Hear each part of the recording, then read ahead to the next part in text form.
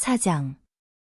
실내용 자켓을 입은 다리아 알렉산드로브나는 한때 풍성하고 아름다웠으나 이제는 숱이 적어진 머리카락을 뒷덜미에 핀으로 고정하고 있었습니다.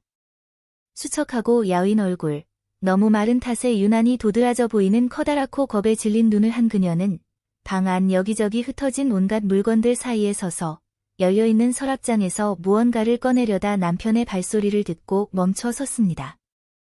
그녀는 문 쪽을 바라보며 자신의 얼굴에 엄격하고 경멸 어린 표정을 담으려 애썼습니다. 그녀는 자신이 남편을 두려워하고 있으며 곧 닥칠 이 면담을 무서워하고 있다는 것을 느꼈습니다. 그녀는 지난 사흘 동안 벌써 10번이나 시도했던 일, 즉 아이들의 짐과 자기 짐을 챙겨 친정어머니 댁으로 떠나기 위해 물건을 정리하는 일을 막 시작하려던 참이었는데 이번에도 차마 실행에 옮기지는 못하고 있었습니다. 하지만 이전과 마찬가지로 그녀는 속으로 되뇌었습니다. 이대로는 살 수 없어. 그를 벌주고 부끄럽게 만들고 그가 나에게 준 고통의 아주 작은 부분이라도 복수하기 위해 어떤 조치라도 취해야 해. 그녀는 여전히 그를 떠나야 한다고 자신에게 말하고 있었지만 그것이 불가능하다는 것을 의식하고 있었습니다. 그를 남편으로 여기고 사랑해온 습관에서 벗어날 수 없었기 때문에 그것은 불가능했습니다. 게다가 자기 집에서도 5아이를 제대로 돌보기 힘겨운데 그 아이들을 모두 데리고 떠나면 아이들의 형편이 더 나빠질 것이라는 점도 깨닫고 있었습니다. 실제로 지난 사흘 동안만 해도 막내는 상한 수프를 먹고 몸이 안 좋았으며 다른 아이들은 전날 저녁을 거의 굶다시피 했습니다. 그녀는 떠나는 것이 불가능하다는 것을 알고 있었지만 스스로를 속이며 여전히 짐을 정리하고 떠날 준비를 하는 척하고 있었습니다.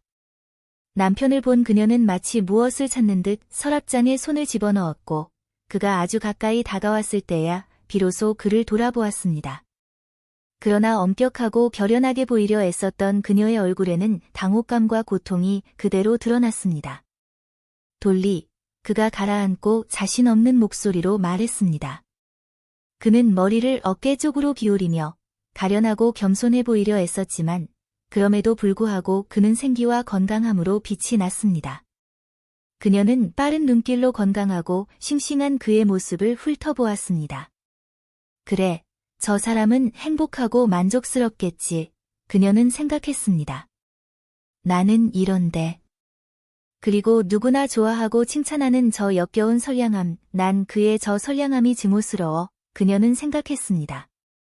그녀의 입술은 굳어졌고 창백하고 신경질적인 얼굴 오른쪽 뺨의 근육이 경련을 일으켰습니다.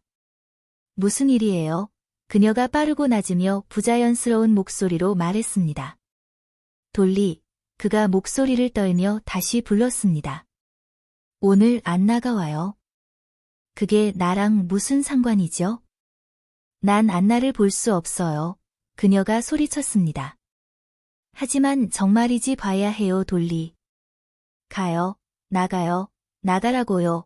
그녀는 그를 보지도 않은 채 마치 이 비명이 육체적인 통증 때문에 터져나온 것이냥 날카롭게 소리쳤습니다. 스테판 아르카디에비치는 아내를 생각할 때만 해도 침착할 수 있었습니다. 마트베이의 말대로 그녀가 마음을 돌릴 것이라 희망하며 차분하게 신문을 읽고 커피를 마실 수 있었습니다. 하지만 아내의 일그러지고 고통스러운 얼굴을 보고 운명에 굴복한 듯 절망에 찬 목소리를 듣자 그는 숨이 막히고 목이 메어왔으며 눈에는 눈물이 고이기 시작했습니다. 세상에. 내가 무슨 짓을 한 거지? 돌리. 제발 부탁이야. 당신도 알잖아. 그는 말을 잇지 못했습니다. 목구멍에서 흐느낌이 터져 나왔습니다. 그녀는 서랍장을 쾅소리 나게 닫고는 그를 쏘아보았습니다. 돌리, 무슨 말을 할 수 있겠어? 한 가지만 말할게. 용서해줘. 생각해봐. 내 인생의 9년이 그 찰나의 순간을 보상할 수 없단 말이야.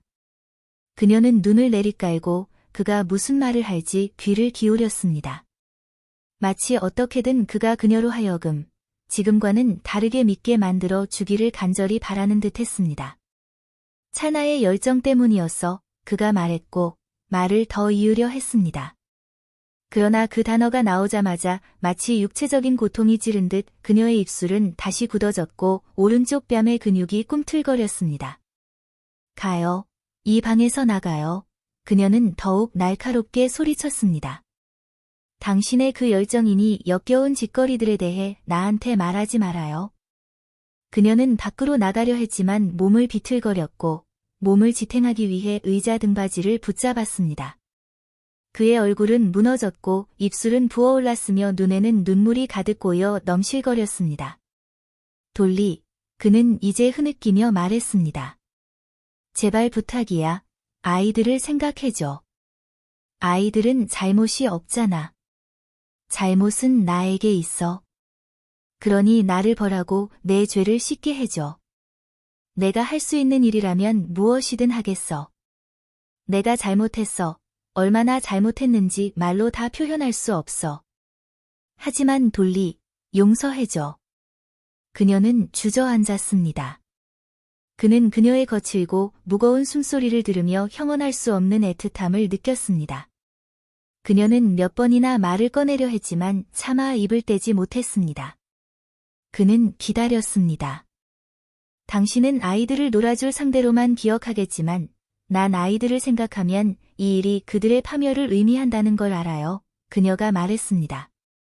이 문구는 분명 지난 며칠 동안 그녀가 몇 번이고 스스로 되뇌었던 말 중 하나였을 것입니다.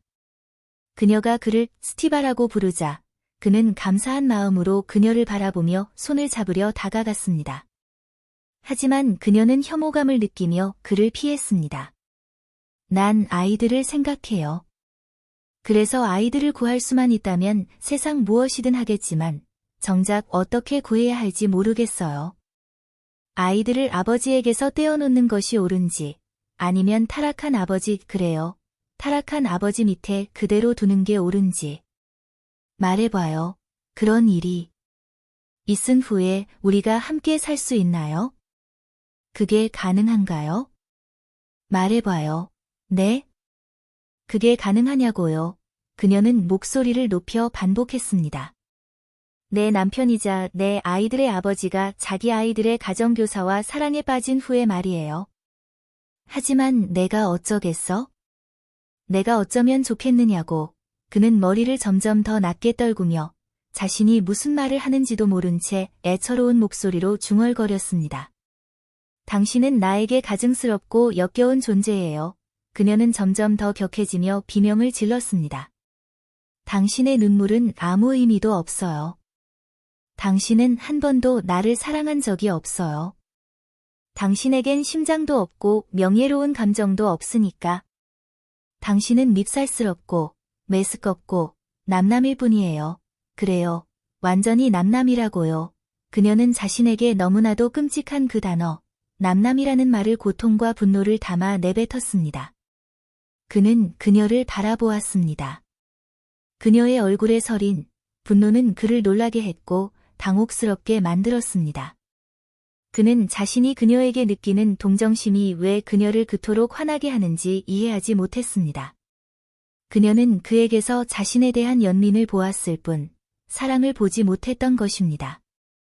아니야, 그녀는 나를 증오하고 있어. 나를 용서하지 않을 거야. 그는 생각했습니다. 끔찍해. 정말 끔찍하군. 그가 말했습니다. 그때 옆방에서 아이의 울음소리가 들려왔습니다. 아마도 넘어진 모양이었습니다. 다리아 알렉산드로브나는 그 소리에 귀를 기울였고 그녀의 얼굴은 순식간에 부드러워졌습니다.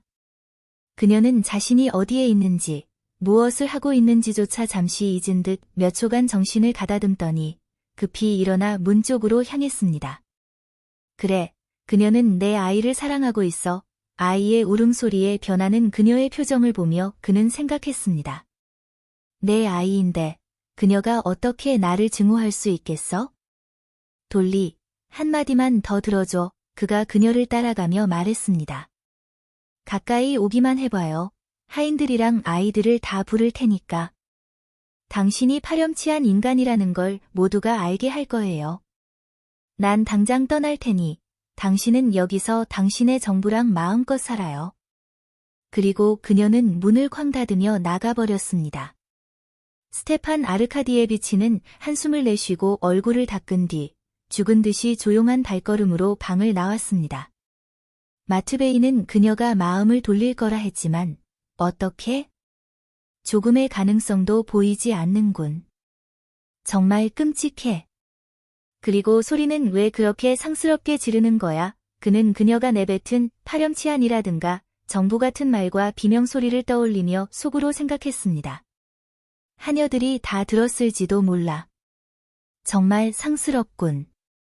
끔찍해. 스테판 아르카디에비치는 잠시 혼자 서서 얼굴을 닦고 가슴을 펴고는 방을 나섰습니다. 금요일이었고 식당에서는 독일인 시계 수리공이 괴종시계의 태엽을 감고 있었습니다. 스테판 아르카디에비치는 이 시간을 엄수하는 대머리 시계공을 두고 했던 자신의 농담을 떠올렸습니다. 저 독일인은 시계 태엽을 감기 위해 자기 자신도 평생토록 태엽이 감겨있는 사람이야. 그는 미소를 지었습니다. 스테판 아르카디에비치는 농담을 좋아했습니다. 어쩌면 정말 마음을 돌릴지도 몰라. 마음을 돌리다라니 좋은 표현이군. 그는 생각했습니다. 나중에 꼭 다시 써먹어야지. 마트베이. 그가 소리쳤습니다. 마트베이. 안나 아르카디예브나가 오시면 거실에서 다리아와 함께 지낼 수 있도록 모든 준비를 해두게. 그가 들어온 마트베이에게 말했습니다. 알겠습니다. 주인님. 스테판 아르카디에비치는 모피 코트를 입고 현관 계단으로 나갔습니다. 집에서 저녁 식사를 안 하시나요? 배웅하던 마트베이가 물었습니다. 상황 봐서. 자, 이건 생활비의 보태게. 그는 지갑에서 10루블을 꺼내며 말했습니다. 이 정도면 충분하겠지.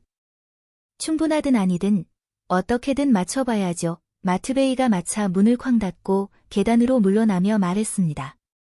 그동안 다리아 알렉산드로브나는 아이를 달랬고 마차 소리를 통해 남편이 떠난 것을 알고 다시 침실로 돌아왔습니다. 그곳은 그녀가 방 밖을 나서는 순간부터 쏟아지는 집안일들로부터 도망칠 수 있는 유일한 안식처였습니다. 잠깐 아이 방해가 있는 동안에도 영국인 가정교사와 마트로나 필리모노브나는 그녀에게 즉시 대답해야 할 질문들을 쏟아냈습니다.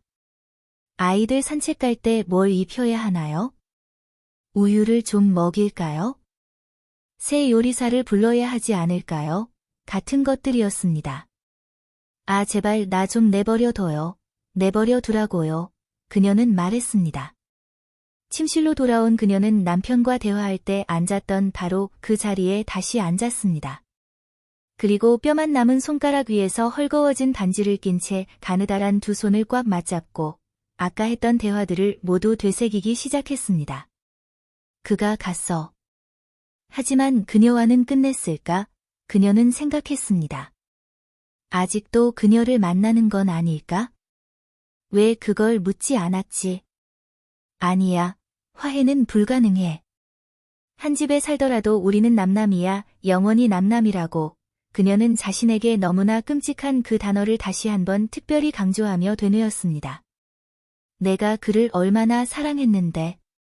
하나님, 내가 그를 얼마나 사랑했는데. 얼마나 사랑했는데. 그런데 지금은 그를 사랑하지 않나? 전보다 더 사랑하는 건 아닐까? 가장 끔찍한 건 그녀는 생각을 시작했으나 끝내지는 못했습니다. 마트로나 필리모노브나가 문틈으로 머리를 들이밀었기 때문입니다. 제 오빠를 부를까요? 그 사람이라면 어떻게든 저녁 식사는 준비할 수 있을 거예요. 안 그러면 아이들이 어제처럼 또 6시까지 공개될 거예요. 알았어요. 금방 가서 살펴볼게요. 그런데 신선한 우유는 주문했나요? 그렇게 다리아 알렉산드로브나는 다시 일상의 의무 속으로 뛰어들었고 잠시나마 그 속에서 자신의 슬픔을 잊었습니다.